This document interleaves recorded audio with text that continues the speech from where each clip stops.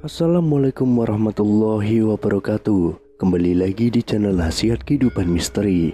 Pada video kali ini saya akan membahas tentang Nabi asli dari Tanah Jawa.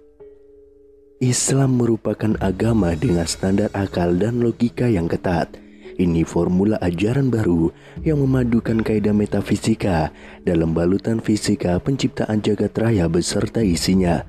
Itulah kenapa Islam jadi mudah begitu diterima di belahan dunia manapun, termasuk di negeri keramat ini. Kami akan membatasi kajian sisi keramat itu dari sudut pandang arkeologis, sebagaimana temuan Plato dalam Timaeus et Critias, Stephen Oppenheimer dalam Idin Indiis, dan Arcio Santos dalam Atlantis, The Last Continent Finally Found. Berikut temuan terbaru para peneliti di Gunung Padang, Lembah Bada, dan Borobudur, peradaban besar 2-3 dimensi yang telah dikembangkan leluhur kita dan telah disepakati sebagai yang tertua dalam skala dunia. Data faktanya sulit dibantah, autentik. Dari penelitian mereka lah mencuat nama Lemuria, Atlantis, dan Dwi Pantara. Ketiganya mengembangkan ajaran yang sama, yaitu Sundayana atau pemujaan matahari. Percaya atau tidak, sampai hari ini kita masih menjalankan laku itu tanpa kesadaran yang utuh. Supaya kita tidak kehabisan energi mengulas riwayat sepanjang 70.000 tahun ke belakang sana, cukup kami sodorkan nukilan dari sebuah naskah Layang Joyoboyo atau Layang Noto berdasarkan manuskrip yang dikumpulkan oleh Raden Mas J.R. Basuki dan Michael Swar, NBA, yang disusun dan diahli bahasakan oleh Pangeran Bendor Susetyo dan Setyo Hajar Dewantoro. Ini merupakan bagian dari manuskrip kuno Gunung Klotok yang berisi wahyu Tuhan yang ditangkap oleh Josono yang turun pertama kali pada tahun 4336 sebelum Masehi. Angka tarik itu saja jelas jauh lebih dulu 2000 tahun dari kelahiran Ibrahim alaihissalam di Ur Kasdim pada 2510 sebelum Masehi atau Irak sekarang. Sebagai patriark agama Samawi, perannya tidak diragukan lagi. Ia adalah pembawa ajaran tauhid bagi Yahudi, Kristen, dan juga Islam. Namanya yang tersusun dari dua kosakata Ibrani, yaitu Ib dan Rahim, bisa diartikan dengan Bapa umat manusia yang penyayang. Menjadi wajar bila kemudian tiga agama Samawi itu mempunyai kesamaan visi dalam ajarannya. Sebentar kita tinggalkan Ibrahim di Ur, kini kita menuju ke Mekah dan Madinah yang menjadi epicentrum ajaran Muhammad bin Abdullah. Islam yang ia bawa mendarat di sini nyaris sezaman dengan kehadirannya di dua kota suci itu, yaitu abad ke-6 Masehi. Mengacu pada visi besar Josono di atas, artinya kemapanan ajaran Sundayana kemudian mengalami perkawinan silang atau malah tergerus. Bagaimana cara membuktikannya? Mudah sekali dengan memahami laku keberagamaan dan kehidupan kita hari ini yang masih dogmatis, doktriner, ataupun sebaliknya. Bentuk perkawinan mesra tersebut dapat kita temukan pada ajaran kaum sufi atau tasawuf atau teosofi, semisal Syekh Al-Akbar Muhyiddin Ibnu Arabi dan Maulana Jalaluddin Rumi. Dua mistikus besar Islam ini terkenal dengan teori emanasinya yang menyertakan matahari sebagai simbol puncak ketuhanan. Ajaran mereka selalu dikaitkan dengan Quran Surat Nur yang berbunyi, Allah pemberi cahaya kepada langit dan bumi.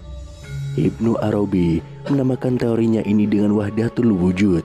Syekh Burhanpuri pun yang menganut ajaran itu dan masuk ke negeri Khatulistiwa menerangkannya dalam kitab Martabat 7 Setali 3 Uang Saja, sama membahas perkara cahaya dan matahari. Sekarang mari kita kembali pada Josono, sosok Romo Agung yang menyerap limpahan wahyu dan mencatatnya dalam kitab Layang Sworo Dana 1 yang berbunyi, Ono kang hanitahake siti pangelingan Jawa, sumarengan jeng salerwo jejuluk Gusti, sinungan Gusti kang saworo gesang, hanitahake saworo prawoso ngagesang siti pangelingan Jawa, saking bayinat kang peteng saknalika Gusti sumilahake trawang lan wenteh, kang Gusti cinanten tumuwuh, yang artinya ada yang menjadikan tanah pengingat Jawa beserta segala isinya yang dijuluki Gusti. Dialah Gusti yang merupakan permulaan hidup, menjadikan permulaan aturan kehidupan tanah pengingat Jawa. Dari keadaan yang gelap, seketika itu Gusti mengubahnya menjadi terang dan nyata. Apa yang Gusti ucapkan bertumbuh. Jawa yang dimaksud dalam teks itu jelas bukan sekedar suku atau pulau dalam terminologi kita sekarang ini. Jika kita memahaminya berdasarkan pendekatan sastra Jendra, Ayuningkrat Pangrewating Diyu, atau ajaran keindahan semesta untuk meruat keangkaraan diri, maka Jawa bisa dimaknai sebagai laku hurip nan suwung, kosong dari segala sesuatu yang bukan dia. Jadi tanah Jawa adalah tempat terbaik bagi manusia untuk mengolah dirinya bersama Sang Hyang Tunggal. Nukilan dari wahyu di atas berkenaan dengan semesta raya dan isinya, ada juga yang bertalian dengan manusia dan peri kehidupannya dalam layang Joyoboyo. Supaya sira warang Jawa bisa piwaneh pangerten marang tumitah Jawa, uga tumitah liyane ing karasukiye, supaya sakeping tumitah bisa jumbuh marang Gusti. Mula kang tenggel purasa kantan kena kinaya ngapa, ananing jalma tumitah ki wangkal marang Gusti kang paring urip lan patine kabeh tumitah. Kiye wahono Gusti, yang artinya agar engkau orang Jawa bisa memberi pengertian kepada seluruh manusia Jawa, juga manusia lain di jagat ini, agar seluruh manusia bisa jumbuh atau bersenyawa dengan Gusti yang melampaui segalanya, yang tidak dapat dibatasi oleh apapun. Tetapi manusia keras kepala kepada Gusti yang memberi hidup dan mati kepada seluruh keberadaan. Ini wahyu Gusti.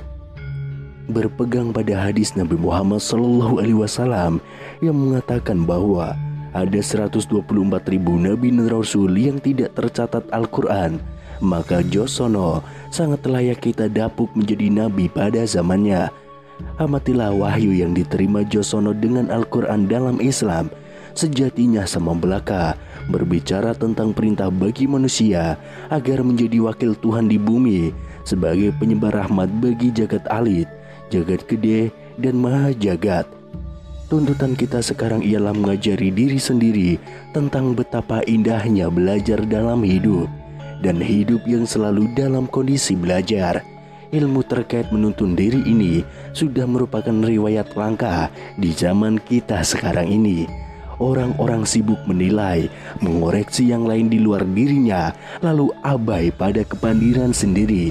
Banyak orang yang begitu cepat menguliti salah siapa saja, lantas tidak pernah mau dan bisa menemukan salah dalam dirinya.